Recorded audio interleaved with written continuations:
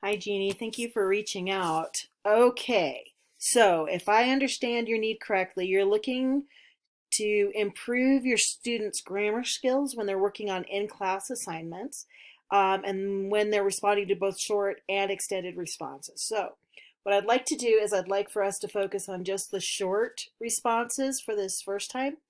Um, because I've found that usually when you can get the short ones correct, the longer ones tend to take care of themselves, maybe with a little bit of tweaking, but let's work on the short ones this week. So, some ideas for you. We want to make sure that we're connecting whatever you're working with, to something that has meaning for them. An example that I can give you is I know in my class, I know I'm high school, but I think something that you can try um, is something like this. I teaching the Odyssey, so we'll read a chapter of that as a class, and then as a class, my kids will go through and summarize, like 5 sentences, summarize as a class. So everybody picks a detail or a main point. Now, details, there are three details for each main point. So if they pick the details, great. That's all that they have to do. If they pick a main point, they also have to ask an extending question. Now, this is a document that is shared, so it goes up on the whiteboard so everybody can see it. And as my kids are typing in their sentences, I can immediately see if they are being grammatically correct or not. And if they're not, I go around and sometimes it's out loud. If it's something as simple as, hey, you need to capitalize that. If it's something more profound, I will go and have a quiet conversation with them. But that gives me an immediate check to see how they are actually doing grammatically. And I agree with you. COVID has been awful for our kids. And even at the high school level, I'm seeing it. So that's a very short, informal assessment. Most of them don't even know they're being assessed. I would say actually all of them don't even know they're being assessed when we're doing that. But it's a quick check in to see where we are. Uh, Something that you can do. I also teach theater, so I'm a big proponent of the arts in the classroom, and just plain having fun in the classroom, making learning exciting. So try turning things into a game.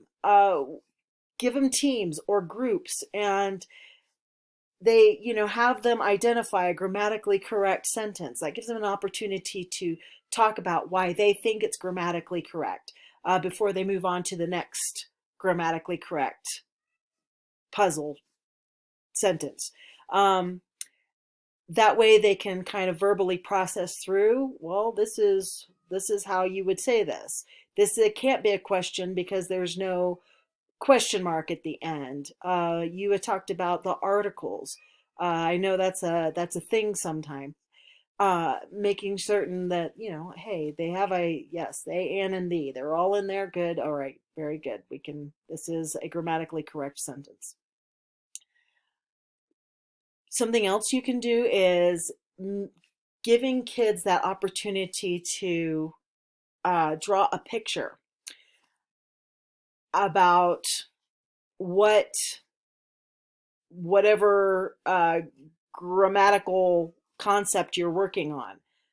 Um, I've on a personal level, my own son, went through the whole problems with articles thing, and that's simply because he didn't have a picture in his head for it. So when I was trying to locate somebody who could help me with this, I came. Bonnie Robb is an amazing teacher. She's up in Portland, Oregon, and she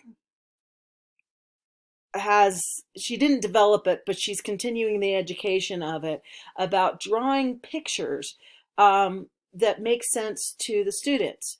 It can be something as simple as an arrow that represents, we are going. But by creating pictures or allowing the kids to create those pictures, that gives them a visual for the concept. And it really helps to assign meaning for them. Last thing I would suggest, and this kind of goes back to the game, is giving the kids an opportunity to be the teacher, to be that voice of knowledge.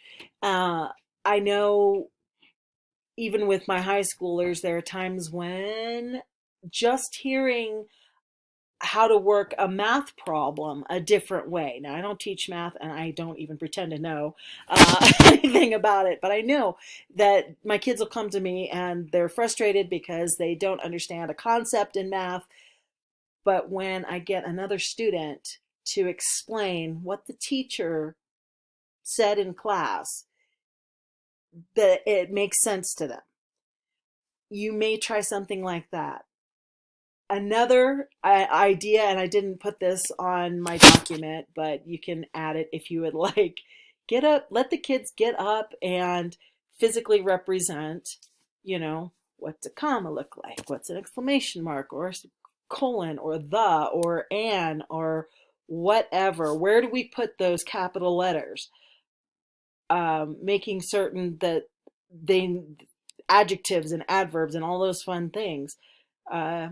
Music is also a great way to do that. Find some music and have that playing on in the background. I personally am crazy about Schoolhouse Rock. That might be too old for the kids. I don't know. I still listen to it, so I'm not much of I can't really help you there. All right, I got some resources for you here. There is a very short article about Dr. Rob and the effect of drawing in the classroom. It's just an introductory article. And if you are interested in learning more about that, I will certainly be happy to provide you with more articles by Dr. Rob. She is published, she's out there, so we can get to them. There is an article that I love sharing, and I will share this everywhere I go, and it's about using arts in the classroom to help teach. Drawing, music, theater, anything that will help the kids to understand, because it's about the kids. It's not about us. I know it can be really uncomfortable when we're stepping out of our comfort zone, trying new things, but if it works for the kids, that's the thing you want to do. The last thing I am including is an article that have 3 literary practices that work. This one's a little bit more in depth. You might find some things that you're already doing, and you might find some new things. So, as far as our coaching plan goes, I want to thank you again for sharing your need with me. If you're having any further problems, feel free to contact me. We can keep talking through these.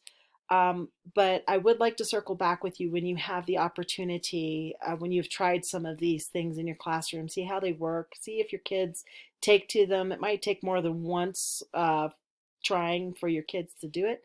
And then we'll talk, and you can evaluate, share with me your evaluation and how it worked. And if it didn't work, we'll go on to something new.